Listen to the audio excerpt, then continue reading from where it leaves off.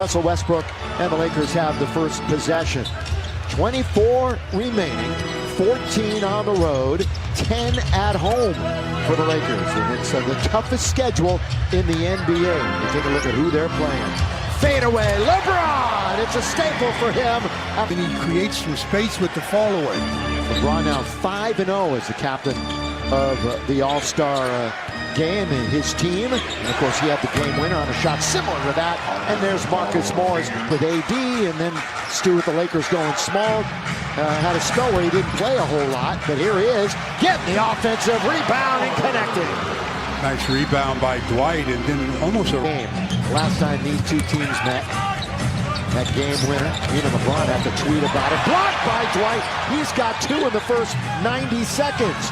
Morris pulls up from 15. He's got 4 points. Can't even think about the last day of March. They got to worry about today because they're in a real bad position as far as the. He's averaged 19 plus over the last 8.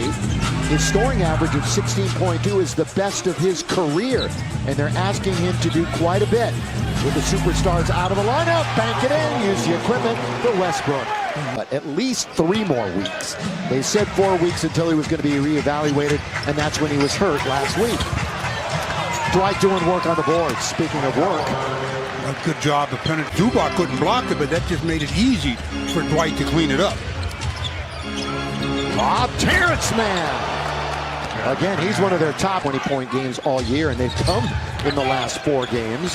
Here he is in deep, and he scored again. It's a good little entry pass that time. Lakers were down 10-8. Reggie coming off of, a 14-assist game, so doing a good job of getting everybody involved. Yeah, most since 2015 for Reggie Jackson and Russ. That's his second bucket. Have scored. Reggie trying to go down the middle. That's a leaner over Dwight. Boy, it is so frustrating, as you often say, Stu. Of course, he's likely to start some more with AD out. Hey, Laker fans, as you watch each game, the prizes with Lakers Pick'em. Wow, Dwight goes to the line. and when you think they couldn't get any lower. And there's Russ. That's what he's got to do. Yeah. Get to. Well, they're hanging around. And they should have been out of the race long ago. Westbrook 3. Not going to get the bounce. Dwight really working. He's there again. Dwight trying to make a couple of more. While we have a moment, here's a word from Nissan. Lakers broadcast is brought to you by the all-new 2022 Nissan Pathfinder. I'll tell you a good stat, Bill. Please. There's 5:15 to play in the quarter. Dwight already has 9 rebounds. That's amazing. He's halfway through the quarter. Halfway through the quarter. That is getting it done on the glass. And how many are offensive rebounds, too, with the taps? That's going to be Laker ball. And they're up by 4. Again, the last time they met was early this month, February the 3rd. Clippers scored 7 points in the final 50 seconds to win. Jackson with the game winner. Then AD shot hit just about every part of the rim, but couldn't go down. He'll be taken down by Mann. He's skipping into the front court, going 1-on-3. He will not be denied. Comes up short. Rim running is Zubac to dunk it on the follow. He knew Zoo was going to rim run on that one because he looked over on the Lakers' last possession and noticed that he was getting substituted for. He says, I better get me something before I go out. Yeah, Hartenstein's coming in a moment.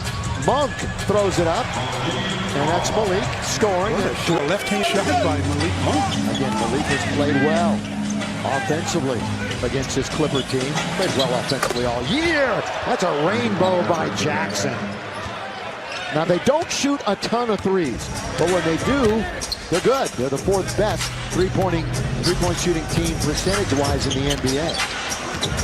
But they don't rely on it nearly as much as most teams do. On his tippy toes, Monk, then blocked by Batum. What a recovery by Batum. Monk thought he had faked him out of position. And Batum did a good job of reacting. Well, you talked about the bench is going to play a big part of this game, but we're going to see 4 bench players coming in right now for both teams. And this is going to be critical because as they come in, the score is basically a tie game. Lakers up by 1. Carmelo making an appearance, his first in the last 5 games after hurting that hamstring. Also into the game, Taylor Horton-Tucker.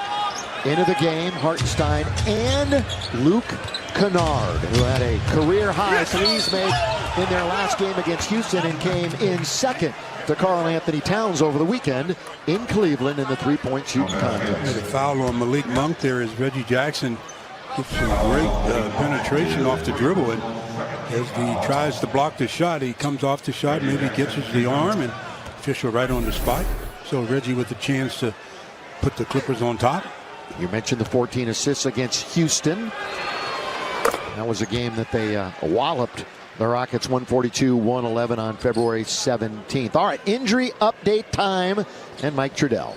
So, Billy, you already alluded to the big one, and that's Anthony Davis. And as you mentioned, another 3 weeks or so until that reevaluation point. And again, just because they reevaluate him does not mean he will return to action at that point. So stay tuned on that one. Now, Avery Bradley out tonight. It's some swelling in the right knee. He's still listed as day-to-day, so they haven't ruled him out for future games just yet. But it does tell you something that he's not ready in the first game after the break when he missed the last one before the break. And then Kendrick Nunn did start doing some additional activity in practice as THT gets one up, but still a bit away. So they haven't yet to set a return date or anything for Nunn, but he is starting to ramp things up in practice.